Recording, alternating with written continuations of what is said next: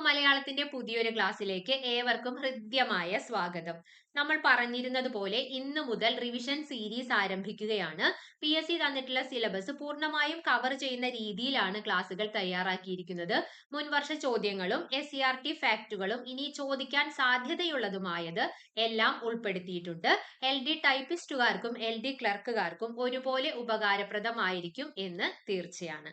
നോക്കാം, എന്താണ് ശൈലികൾ എന്ന് നോക്കാം. ജീവിതാനുഭവങ്ങളും വീക്ഷണങ്ങളും ഒക്കെ വെച്ച് പണ്ടത്തെ ആളുകൾ തങ്ങൾ പഠിച്ച പാഠങ്ങൾ പഴഞ്ചൊല്ലു പോലെ ചെറിയ ചെറിയ ക്യാപ്സൂൾ രൂപത്തിലാക്കി നമുക്ക് പറഞ്ഞു തന്നിട്ടുള്ളതാണ് ശൈലികൾ എന്നതുകൊണ്ട് ഉദ്ദേശിക്കുന്നത്. വാക്കുകളുടെ അർത്ഥമല്ല, അതിലെ ആന്തരികാർത്ഥമാണ് ശൈലികൾക്കുള്ളത് എന്ന് മനസ്സിലാക്കണം. ഇനി നമുക്ക് നോക്കാം ഏതൊക്കെ ചോദ്യങ്ങളാണ് PSC മുൻ വർഷങ്ങളിൽ ഈ വിഭാഗത്തിൽ നിന്ന് ചോദിച്ചിരിക്കുന്നതെന്ന്. ആദ്യത്തേത് കേളികൊട്ടുക എന്ന ശൈലിയുടെ അർത്ഥം എന്ത് എന്നതാണ്. കേളികൊട്ട് ഏത് ചടങ്ങിന് മുമ്പാണ് ആരംഭിക്കുക എന്ന് ചോദിച്ചിട്ടുണ്ടെങ്കിൽ അത് കഥകളിയുടെ തുടക്കമുണ്ട്, കഥകളി ഉണ്ട് എന്ന ആളുകളെ അറിയിക്കുന്ന ഒരു ചടങ്ങാണ് കേളികൊട്ട്. അപ്പൊ കേളികൊട്ടുക എന്ന ശൈലിയുടെ അർത്ഥം തന്നെ എന്തായിരിക്കും? തുടക്കം കുറിക്കുക എന്നതാണ്. കേളികൊട്ടുക എന്ന ശൈലിയുടെ അർത്ഥം തുടക്കം കുറിക്കുക. അടുത്തത് തിരപ്പുറപ്പാട്. തിരുപ്പുറപ്പാട് അല്ലെങ്കിൽ തിരപ്പുറപ്പാട് എന്ന് പറഞ്ഞൊരു ശൈലിയുണ്ട്. അത് ആഡംബരത്തോടു കൂടിയ തുടക്കം, സാമർഥ്യം, വീട് വിട്ടുപോകൽ, കഥകളിയിലെ ഒരു ചടങ്ങ്. ഏതാണ് ഈ തിരപ്പുറപ്പാട് എന്നാൽ? അത് ആഡംബരത്തോടു കൂടിയ തുടക്കം എന്നതാണ്. തിരപ്പുറപ്പാട് എന്നാൽ ആഡംബരത്തോടു കൂടിയ തുടക്കം എന്നാണ് അർത്ഥം. PSC ചോദിച്ചിട്ടില്ല കേട്ടോ, അത് ക്വസ്റ്റ്യൻ ഇടയിൽ കയറി വന്നതാണ്. പടികടത്തുക എന്ന ശൈലിയുടെ അർത്ഥമെന്ത് എന്ന്. പടികടത്തുക എന്ന ശൈലിയുടെ അർത്ഥമെന്ത്? സേവ പറയുക, അകത്താക്കുക, പുറത്താക്കുക, കണ്ടില്ലെന്നു വയ്ക്കുക. എന്തായിരിക്കും പടികടത്തുക എന്നാണ് പറയുന്നത്? തീർച്ചയായും അതിന്റെ അർത്ഥം എന്തായിരിക്കും? പുറത്താക്കുക എന്നതാണ്. പടികടത്തുക എന്നാൽ പുറത്താക്കുക എന്നതാണ്. അടുത്തത് ഏഷണി എന്നതിന് സമാനമായ ശൈലി ഏത് എന്നതാണ്. പരദൂഷണം, ഭൂഷണം, നാരദക്രിയ, നുണ. ഇതിലേതാണ് ഏഷണി എന്നതിന് സമാനമായത് എന്നാണ് ചോദ്യം. ഇതിലൊരാളുടെ പേര് കേൾക്കുമ്പോൾ തന്നെ നമുക്ക് ഏഷണി എന്ന് ഓട്ടോമാറ്റിക് നമ്മളെ മനസ്സിലേക്ക് ഓർമ്മ വരും. അത് നാരദനാണ് അല്ലെ. അതുകൊണ്ട് തന്നെ നാരദക്രിയ എന്നതാണ് ഏഷണി എന്നതിന് സമാനമായത്. അടുത്ത ചോദ്യം PSC അടുത്തിടെ ചോദിച്ചതാണ്. വേദവാക്യം എന്ന ശൈലിയുടെ അർത്ഥമെന്ത് എന്നതാണ് ചോദ്യം. വേദത്തിലെ വാക്യം, വിശുദ്ധമായ വാക്യം, അലംഘനീയമായ കൽപ്പന ഇവയൊന്നുമല്ല. എന്താണ് വേദവാക്യം എന്നതാണ് ചോദ്യം. വേദവാക്യം എന്നാൽ അത് നമുക്ക് ഒരിക്കലും ലംഘിക്കാനാവാത്തതാണ്. അതായത് അലംഘനീയമായ കൽപ്പനയാണ് വേദവാക്യം എന്നാൽ. അലംഘനീയമായ കൽപ്പന. ഇനി ഘടകപദമാക്കാൻ പറഞ്ഞാൽ വേദവാക്യം എന്നാൽ അത് വേദത്തിലെ വാക്യം എന്നാണ്.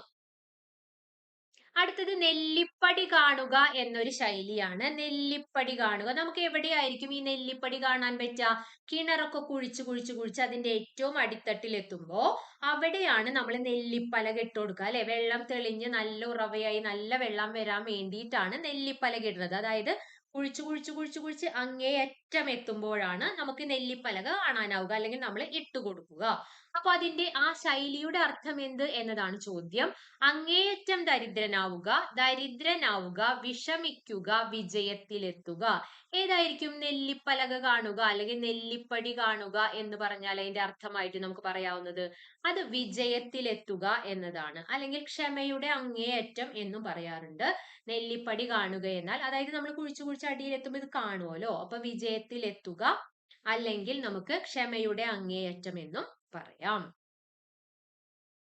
അടുത്തത് PSC അടുത്തിടെ ചോദിച്ച ഒരു ചോദ്യമാണ്. ഉട്ടോപ്യ എന്ന ശൈലിയുടെ അർത്ഥം എന്ത് എന്നതാണ്. ഉട്ടോപ്യ ദുർഘടമായ സ്ഥലം, പ്രായോഗികമല്ലാത്തത്, ആശങ്കയുണ്ടാക്കുന്നത്, ദുരിതപൂർണമായ ഭാവനാലോകം. ഇതിലേതാണ് ഉട്ടോപ്യ എന്ന് കേൾക്കുമ്പോൾ നിങ്ങളുടെ മനസ്സിലേക്ക് വരുന്നത്? കമന്റ് ചെയ്തോളൂ.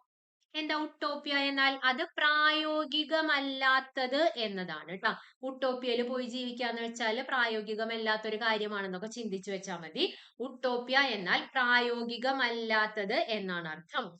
ഇതുവരെ എത്ര മാർക്ക് സ്കോർ ചെയ്യാൻ പറ്റിയെന്നൊന്ന് കമന്റ് ചെയ്യണേ. ശരി. അടുത്തത് കാടും പടലും തല്ലുക എന്നൊരു ശൈലിയാണ്. കാടും പടലും തല്ലുക. നമ്മള് ചില ആളുകളോട് സംസാരിക്കുമ്പോൾ അവർ ഡയറക്റ്റ് കാര്യം പറയാതെ നമുക്കറിയാം ഇതിന്റെ ഉത്തരം ഇങ്ങനെയായിരിക്കും, പക്ഷെ അവർ അവിടേക്ക് എത്തുന്നത് വളഞ്ഞ വഴിയിലൂടെ ആയിരിക്കും അല്ലെ. മെയിൻ കാര്യം പറയണമെങ്കിൽ അതിനിടയിൽ സംഭവിച്ച ഒരുപാട് കാര്യങ്ങൾ പറഞ്ഞു പറഞ്ഞു പറഞ്ഞു പറഞ്ഞ് അവസാനമായിരിക്കും മെയിൻ കാര്യം പറയാം. അതുപോലെയാണ് ഈ കാടും പടലും തല്ലുക എന്നാൽ. അതായത് അപ്രസക്തമായത് പ്രതിപാദിക്കുക, വേട്ടയാടാൻ പോകുക, കാണാതെ പോയത് അന്വേഷിക്കുക, മറ്റുള്ളവരെ അകാരണമായി ഉപദ്രവിക്കുക.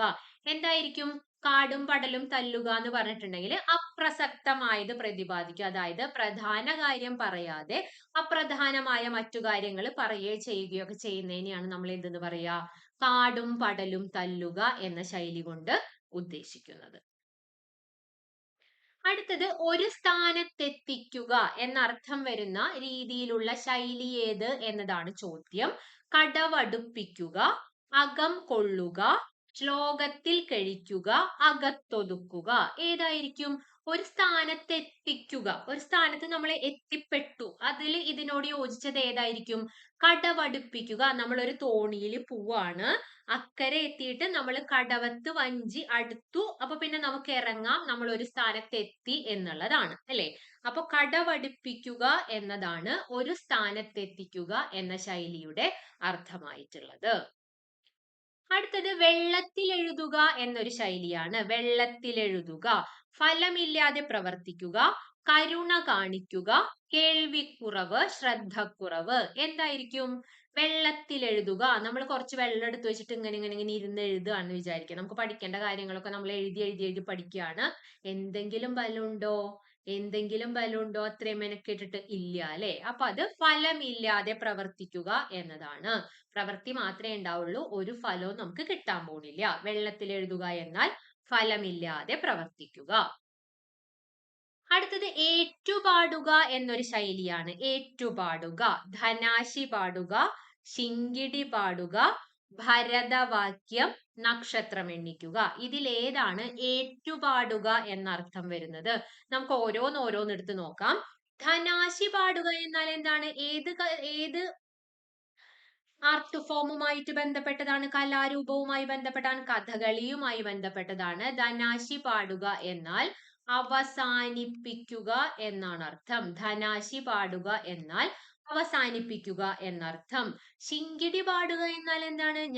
ഞാൻ പാടുന്നു, എന്റെ ചുറ്റും കുറച്ചു പേരിന്ന് ശിങ്കിടി പാടുന്നു, അല്ലെങ്കിൽ ഞാനൊരു കാര്യം പറയുന്നു, മറ്റുള്ളവരെ എന്നെ സപ്പോർട്ട് ചെയ്ത് സംസാരിക്കുന്നു. ശിങ്കിടി പാടുക എന്നാൽ ഏറ്റുപാടുക എന്നതാണ്. നമ്മൾ ഉത്തരമായിട്ട് വരുന്നത് അപ്പോ ശിങ്കിടി പാടുക എന്നതാണ്.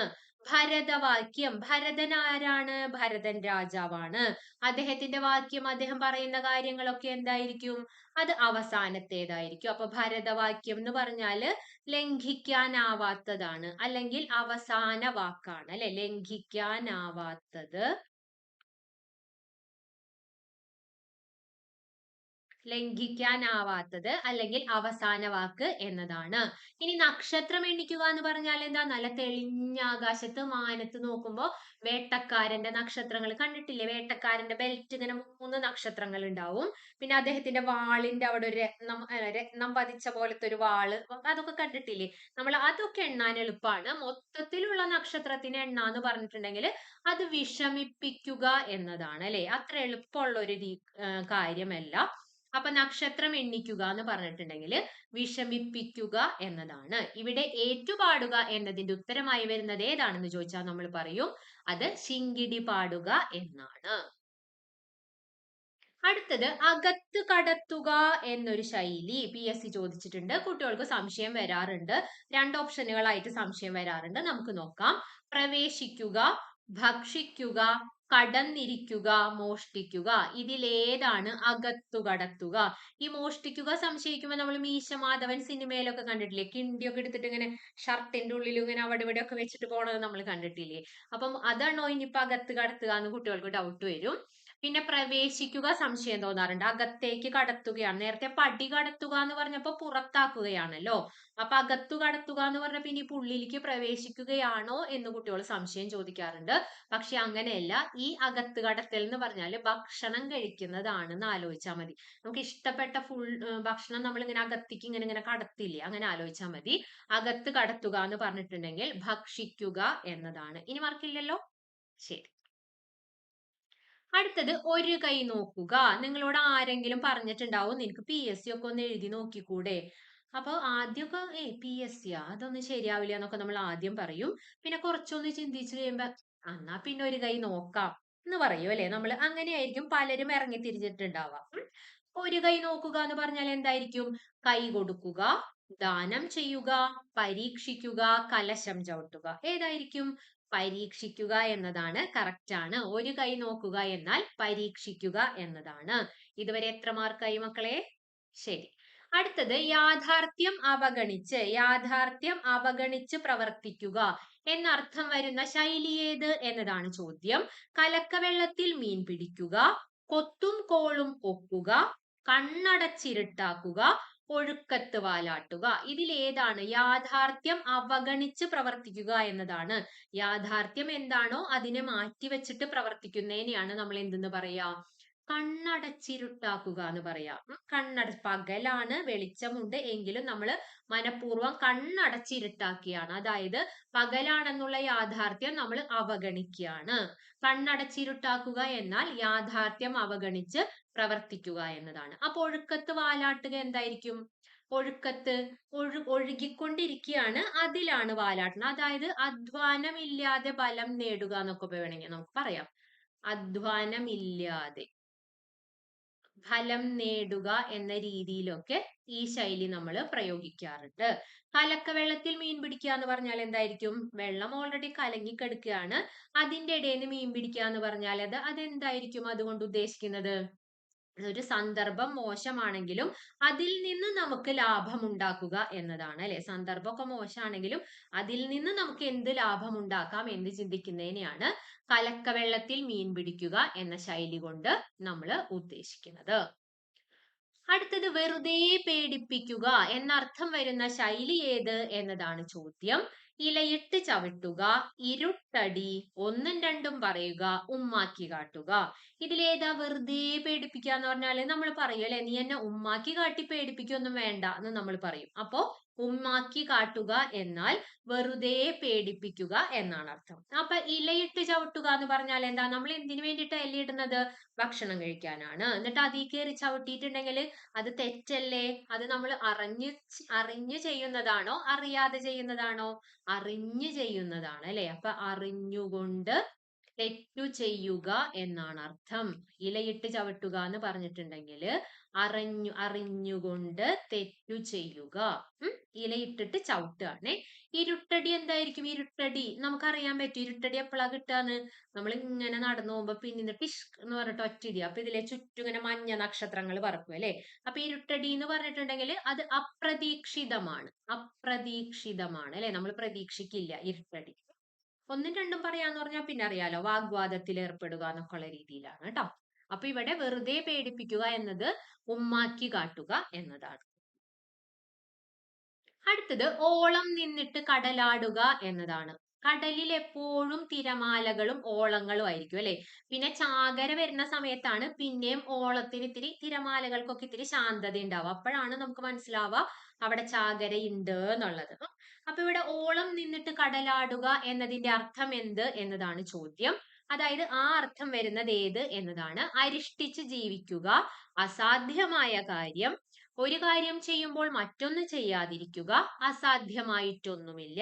എന്താണ് ഓളം നിന്നിട്ട് കടലാടുക എന്ന് പറഞ്ഞാല്?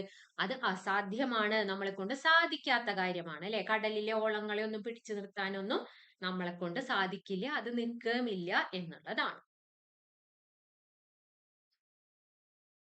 അടുത്തത് സമ്പൂർണം എന്ന ശൈലി എന്നർത്ഥം വരുന്ന ശൈലി ഏത് എന്നതാണ്.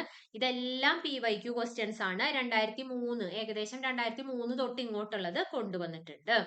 സമ്പൂർണം എന്നതിന്റെ അർത്ഥം, സമ്പൂർണം എന്നർത്ഥം വരുന്ന ശൈലി: ആബാലവൃദ്ധം, അടി മുതൽ മുടി വരെ, ഉപ്പു തൊട്ട് കർപ്പൂരം വരെ ഇവയൊന്നുമല്ല. ഏതായിരിക്കും കറക്റ്റ്? സമ്പൂർണം. സമ്പൂർണം എന്ന് പറയുമ്പോൾ അത് അടി മുതൽ മുടി വരെയാണ്. അടി മുതൽ മുടി വരെ എന്ന് പറഞ്ഞാല് സമ്പൂർണം, മൊത്തത്തിൽ എന്നുള്ള അർത്ഥത്തിലാണ് കേട്ടോ. അടി മുതൽ മുടി വരെ. അടുത്തത് ഭീഷ്മ പ്രതിജ്ഞയാണ്. എന്താ ഭീഷ്മരുടെ പ്രതിജ്ഞ ആയിരുന്നത്? ഞാൻ വിവാഹമൊന്നും കഴിക്കില്ല, അതുകൊണ്ട് തന്നെ എനിക്ക് എന്റെ മക്കളോ ആർക്കും ഈ രാജ്യത്തിന്റെ അവകാശമൊന്നും വേണ്ട എന്ന് പറഞ്ഞിട്ടാണ് ഭീഷ്മര് കഠിന ശപഥം എടുത്തത്. അപ്പൊ ഭീഷ്മ പ്രതിജ്ഞ, ഭീഷ്മരുടെ പ്രതിജ്ഞ എന്നത് ഘടകപദമാക്കുമ്പോൾ വരുന്നതാണ്. ഭീഷ്മരുടെ പ്രതിജ്ഞ നമ്മളോട് ചോദിച്ചത് ശൈലിയാണ്. വലിയ ശപഥം, നശിക്കാത്ത പ്രതിജ്ഞ, കഠിന ശപഥം. ഏതാ കറക്റ്റ്? ഭീഷ്മ പ്രതിജ്ഞ എന്നാൽ കഠിന ശപഥമാണ് കേട്ടോ. കഠിന ശപഥം എന്നതാണ് ശരിയായ ഉത്തരം. അടുത്തത് പതുക്കെയാവുക എന്നാണ്. പതുക്കെയാവുക, താളം മാറുക, താളം പിഴയ്ക്കുക, താളം മറിയുക, താളത്തിലാവുക. എന്താ പതുക്കെയാവുക എന്ന് പറഞ്ഞിട്ടുണ്ടെങ്കിൽ നമ്മൾ ചില കാര്യങ്ങൾ ചെയ്യുമ്പോൾ ആദ്യം ഭയങ്കര സ്പീഡിൽ ചെയ്യും, പിന്നെ കുറച്ച് കഴിയുമ്പോൾ ഒരു പതുക്കെ ഒരു ഓളത്തിൽ ഇങ്ങനെ ഇങ്ങനെ ഇങ്ങനെ ഇങ്ങനെ ചെയ്തുകൊണ്ടിരിക്കും അല്ലെ. അപ്പൊ അതെന്തായിരിക്കും? പതുക്കെയാവുക എന്ന് പറഞ്ഞാല് താളത്തിലാവുക എന്നതാണ്. കറക്റ്റ് ആണ്. പതുക്കെയാവുക എന്നാൽ താളത്തിലാവുക എന്നതാണ്. അടുത്തത് ഭഗീരഥ പ്രയത്നം. ഭഗീരഥ പ്രയത്നം എന്ന ശൈലിയുടെ അർത്ഥമെന്ത് എന്നതാണ് ചോദ്യം. ഇതെല്ലാം PSC തന്നിട്ടുള്ള ചോദ്യങ്ങളും അവര് തന്നിട്ടുള്ള ഓപ്ഷനുകളുമാണ് ട്ടോ. ഒന്നും ഞാൻ ഇട്ടതല്ല, അതും കൂടെ ശ്രദ്ധിക്കണേ. എങ്ങനെയൊക്കെയാണ് അവർ ഓപ്ഷൻ ഇടുന്നതെന്ന് ഒന്ന് ശ്രദ്ധിച്ചു വെക്കണം.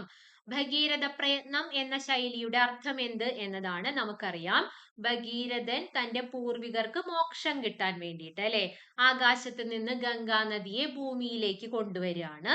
അപ്പോ ആകാശത്ത് നിന്ന് ഗംഗാ നദി, അത് കഠിനമായ തപസ്സിന് ശേഷമാണ് അതിന് അവസരം കിട്ടുന്നത്. എന്നിട്ട് നേരിട്ട് ഭൂമിയിലേക്ക് വീണാൽ ഭൂമിക്ക് ദോഷമാവുന്നത് കൊണ്ട് ശിവന്റെ ജടയിലേക്ക് വീഴുകയാണ്. പിന്നെ അവിടെ നിന്നാണ് എങ്ങോട്ടേക്ക് വരുന്നത്? ഭൂമിയിലേക്ക് ഒഴുകുന്നത്. അങ്ങനെ ഭഗീരഥന്റെ പൂർവികർക്ക് മോക്ഷം കിട്ടുകയും ചെയ്യും. അപ്പൊ ഭഗീരഥന്റെ പ്രയത്നം നിസ്സാരമായ ഒരു കാര്യമാണോ? അല്ല. തന്ത്രപരമായ നീക്കമാണോ? അല്ല. കാര്യക്ഷമമല്ലാത്ത ജോലിയാണോ? അല്ല. കഠിനമായ പ്രയത്നമാണോ?